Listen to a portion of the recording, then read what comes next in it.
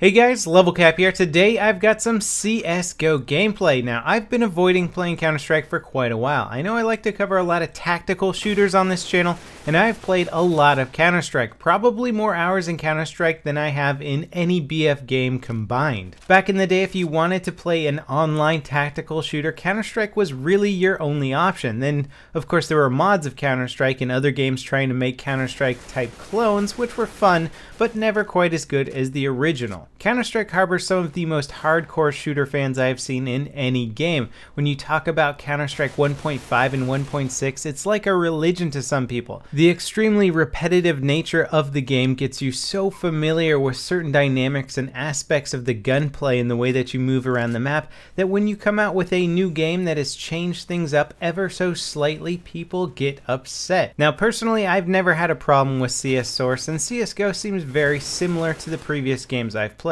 Frankly, I've always been more concerned about graphics and cool heads-up display or interface elements than I have about matching the exact recoil patterns of the old game. I mean, it is a new game, they have the right to update certain aspects of the gameplay, and frankly, I think the competitive elements of it and most of the way that it's played has pretty much gone unchanged. I mean, so what if you have to learn a new recoil pattern for your AK? It's really not that big of a deal. That being said, my muscle memory for those recoil patterns has certainly changed quite a bit, so trying to manage recoil on some of the harder to use weapons is something that I have to practice a bit more, but I did actually enjoy my initial jump into the game. Everything feels very familiar. To some, that's great. To others, it's a little bit of a letdown, and I have to be in the latter category. I like Counter-Strike. I've got many great memories of playing Counter-Strike competitively, having tons of fun, going to LAN parties and stuff like that. But since those days, competitive shooters have really evolved in a lot of ways. We've gotten double sensitivity settings from aiming down sight versus not aiming down sight. That would be hip firing in a lot of games. Counter-Strike doesn't have that. So basically, you have the option of setting your one sensitivity for pretty much all guns and then getting a very big mouse pad to make sure you have enough space to drag that mouse very quickly. I've been a huge fan of the dual sensitivity ever since aiming down sights came out, and it's very hard for me to go back in time essentially to this kind of what appears to be a hip firing every single gun that you pick up in the game. It's not to say that the mechanics are bad by any means, but it does feel pretty old school and pretty retro. There's also the notoriously difficult to manage recoil system in Counter-Strike. This will leave a lot of new players wondering why the heck they're not hitting their enemy when the crosshair is perfectly on target. Now, some guns are a little bit easier to use than others, but if you are using a high skill level gun like the AK, it's got a pretty intense recoil pattern. The recoil patterns are also exactly the same each time, so if you can memorize it enough, you can actually pull off some very accurate shots even while going full auto. It's difficult to do, but at higher levels of play,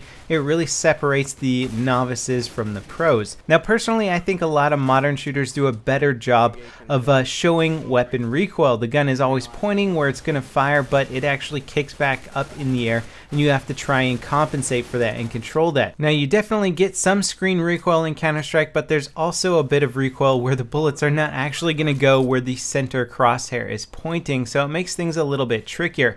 A lot of people with the AK just basically just do a 1 to 2 round burst to make sure that their shots are going on target, because beyond that, you're going to get some pretty crazy recoil, and you're going to really have to go online and study the recoil patterns or shoot the gun at a wall and really study how it actually recoils, because it's going to throw you for a loop. And I recommend doing that to anybody who actually wants to get good at this game, is to just stand next to a wall, shoot your gun into the wall without compensating for the recoil, and see exactly where those bullets are going to go. Stance is another thing that's very important in Counter-Strike. If you find yourself missing a lot of shots that look like they should be going on target, maybe you should stop moving, try crouching down while you shoot. It really affects the trajectory of your shots in a huge way, and it's something that happens in other shooters too, but I would say Counter-Strike really takes the cake in terms of how much it's actually affecting your accuracy. It's one of those shooters that doesn't really translate your skills too well to other shooters. If you're great at COD, if you're great at Battlefield,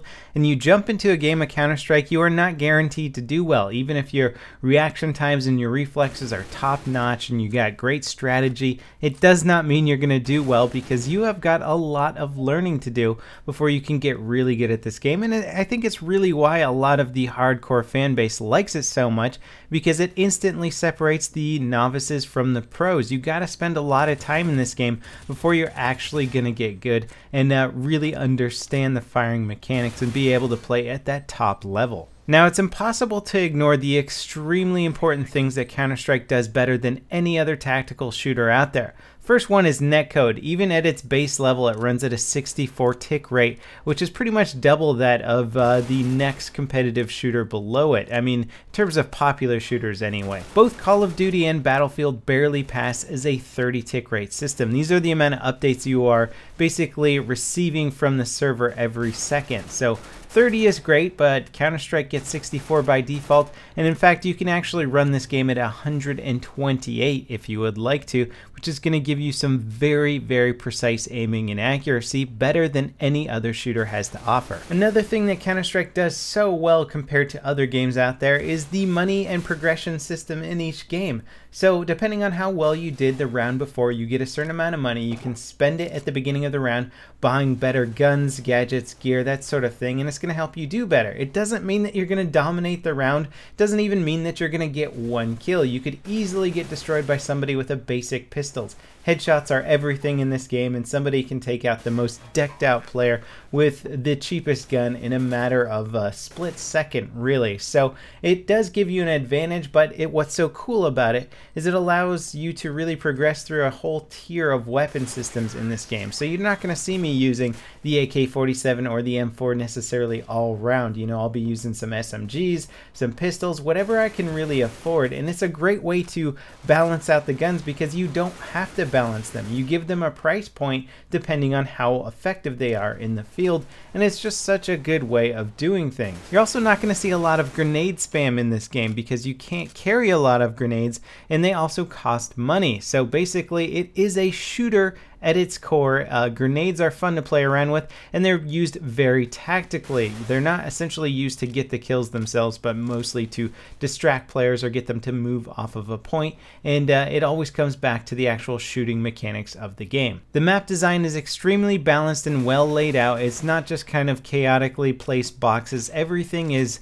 placed with such scrutiny to create good, engaging firefights, and it really shows and makes a huge difference. So where does Counter-Strike really stand? We've got a lot of massive budget shooters nowadays that are using all the latest and greatest technology to make their games flashy and cool and very marketable, and Counter-Strike is super retro, super old school, and staying very true to the original design of the game. That being said, it's still a great shooter at its core, and it's still a very popular game. Now, it's hard to say if Counter-Strike has gotten so big on its own merits at this point, or if it has to do with the fact that maybe Valve owns Steam, one of the biggest game distribution platforms in the world, and they can market the heck out of the game for essentially no cost to themselves. But that's something that's really left to speculation. What do you guys think? Have you played Counter-Strike? Do you think it's a good game? Do you think it can compete with the top-end shooters being offered nowadays? Let me know in the comments, guys. I would love to know if you want to see some more Counter-Strike footage as well, and I'll see you next time. This is LevelCap, signing off.